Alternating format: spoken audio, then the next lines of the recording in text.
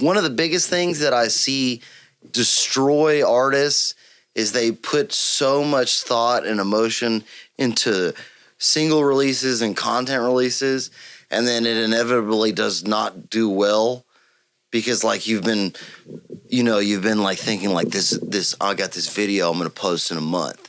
Like 2 months from now I'm going to post this video. It's going to blow up. And then it doesn't fucking blow up because you haven't posted anything. That like... You gotta feed that shit. Like, no. Like, even with music, the more you think about making it perfect, the worse you are. You, like, when you're a starting artist, you do not have the money or the time to make your masterpiece. Like, you're not Prince. Like, the record company is not giving you $1 million to go in the studio for 3 months and have access to everything, and have access to like they were with like. And Prince didn't start that way. Like Prince was, or Michael Jackson was able to do that because my favorite, one of my favorite like examples is go listen to the Only by the Night album by Kings of Leon, and then listen to their first album. It's night and day. It's night and day because in between their first album and Only by the Night, which is 3 albums and an EP, and they got signed and they were given access to months and millions of dollars at a time. As somebody who's old too, I'll give you the counterpoint that you fucking idiots are gonna make is, well, Kurt Cobain only released 1 album. Kurt Cobain's album sucked ass. No, they didn't suck. Here's what I'll say. You're not fucking Kurt Cobain. Yeah. No, there's only one. There's only one. Yeah, sorry. Like, because that's what they always say is, Kurt Cobain. Or the Beatles, and they're like, you're not the fucking Beatles. The Beatles were literally... The reason the Beatles were so popular is because they were the most innovative band at the time. Because were the most... The reason Jimi Hendrix. Hendrix. He was the first one to do it. But that's the argument I get against that is, well, I just need to make my masterpiece Jimi Hendrix release. I'm like, you're not fucking Jimi Hendrix. You're not Jimi Hendrix. Jimi Hendrix won lifetime fucking there's 7 billion people on this fucking planet. You're not Jimi Hendrix. Make your fucking Mud Creek Revival. Like, especially if you're like... Yeah, make your Mud Creek... Make your muddy Don't ass. be the Treaty Oak Revival. Yeah, I'm a loser, okay? I feel so insulted right now by you. I'm just saying.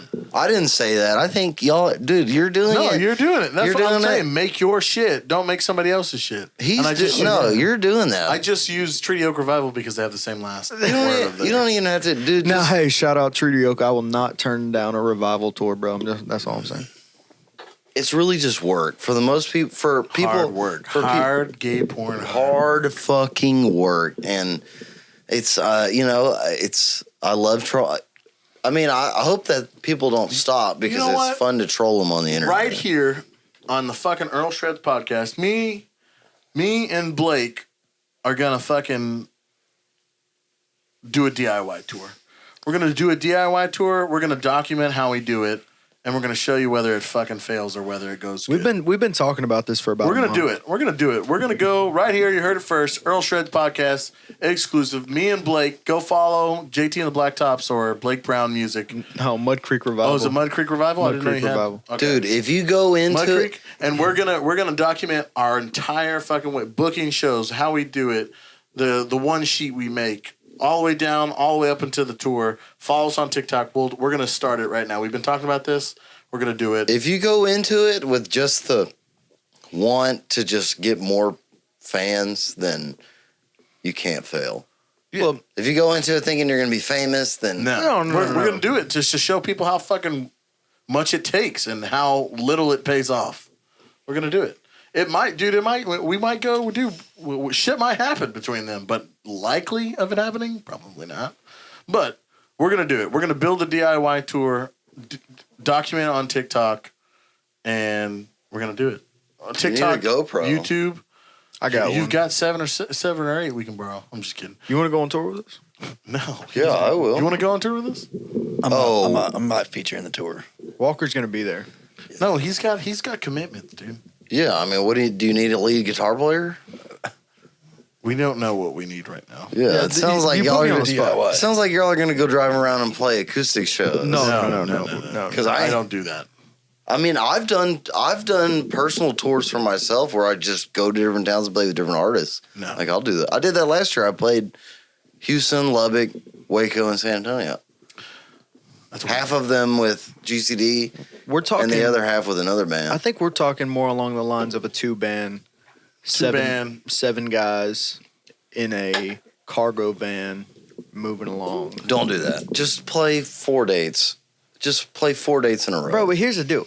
Like, here's the deal. You're gonna be broken down on the side of a cornfield. But if we go off of 4 dates, bro, I'm booked for the. We're literally booked. We have 4 dates for that. We have that. I have where? like 70 dates booked already. Yeah, but they're not original shows. You're playing cover songs. Well, they're both. Who cares? Like Who we're playing originals and covers. You don't want to play covers your whole life. No, like if we're talking, I don't want to play covers. I'm not going to go on a tour where we're playing one cover. I don't want to play any covers now, but I don't have the choice, and I do it. But you can do it. I'm not going to do it. I don't want to do it. I don't have the choice. I got to play whatever the lead singer tells me to play. Yeah, I don't have the choice. I mean, I'm indifferent because I have people come and chant "Purple Rain" at me. So, we have people chant that too. But I we know. just kinda The thing ignore is, them. there's nothing wrong. Dude, I say it every time. There's nothing wrong with playing covers, but they chant it wherever I fucking go. I don't want to play covers. I don't want to play covers. I don't want to be the best cover band in Houston. I don't want to be, man, those guys really killed that cover show. I want to go, dude, I went to JT Blacktop's fucking show, and that shit was legit. They got some no bangers. doubt. They got some bangers. I don't want to write. And I'm not, and dude, that's what I was telling Blake, dude. Recently, I've gotten real good at telling people no. Like, I don't want to play your 3-hour show. I'll do a 2-hour set. I'll bring an opener and we can cover your 3-hour slot. I just do whatever. I'm at the point where I play for whoever for money. It sucks, but I don't. But I'm not a lead singer, so it takes, dude. And people are like, lead singers are lazy. These people. That's why. That's why I get so mad at that motherfucker who made that Facebook post complaining about money. Because I know national level, like, it's always lead singers. They don't fucking think about the musicians. Because I'm like, this motherfucker was like, all you motherfuckers playing for $500 a show are fucking us. I'm like, I know touring musicians, not the front person. Yeah. Like the guitar player, the drummer, like that. They make $150 a show. And they're playing for 6,000 people in a theater. Yeah. Like, bitch. Shut the fuck up. Dude, Bro, people it's like that part who of have it. never not been a cover artist. They're like, well, we split the $2,000 tab. Well, like, why the fuck? Dude, I was talking about this with my buddy Chuck the other day. I was like, why in the world would I pay someone, what, a third of my pay when I did the booking? I write the songs. I pay for the recordings. I pay for the merch. Yeah, dude. Every time I get it. You have people, like, because in my band, everyone, if Pippin, my drummer, books a show, he gets his pay and 10% of the total show. Yeah, every time I play with a band and then one of the musicians complain about what the leader of the band is paying them, I'd be like, you should have booked the show. I don't know what to tell. Like, if you should have booked the show. Who booked it? I'm like, hey, you bro, agree? why are you talking to me? Like, I ain't paying you shit, bro. Dude. If you really have a problem with what you get paid, go tell him. I don't give a fuck. Oh, that's what I'm saying. And my guys put in work. They learn the songs. That's why I pay them. And I asked them, what do you guys want to make at the end of every year? Said, what do you guys feel you're worth? And we have a conversation, and we agreed to a price, and I pay them that for the rest of the year.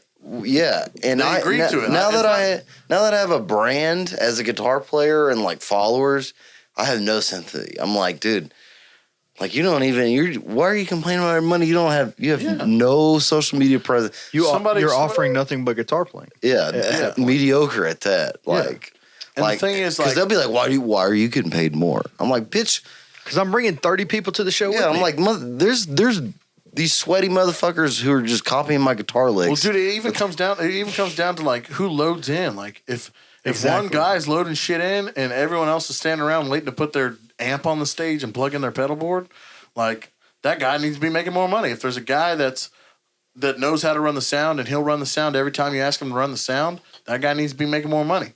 100%. He's doing more. He's doing more work. He's putting in more work. If there's a guy and I see him and he said, hey man, let me run if you're a band, not if you're a frontman. If you're a frontman, you're fucked. You hire an assistant.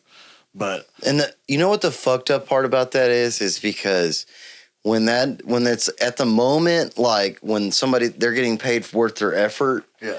In the moment, they're salty a little bit. Like, fuck, this dude's getting paid more. This dude's getting paid the most.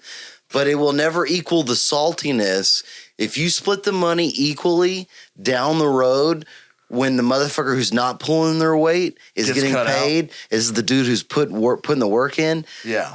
That's why I tell artists, like, well, I want to split it 50-50. I'm like, don't, dude. You're going to regret this down the road. Because when you start paying motherfuckers even split, the dudes that are putting in the extra effort are gonna hate you. They're gonna leave. They're like, just take this initial awkwardness right now of paying this dude 10% less. Dude, you know what you say when if you got a musician that comes up to you and I don't like the way I'm getting paid.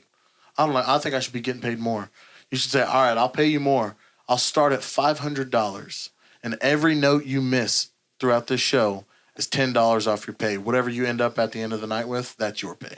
That's what I would say.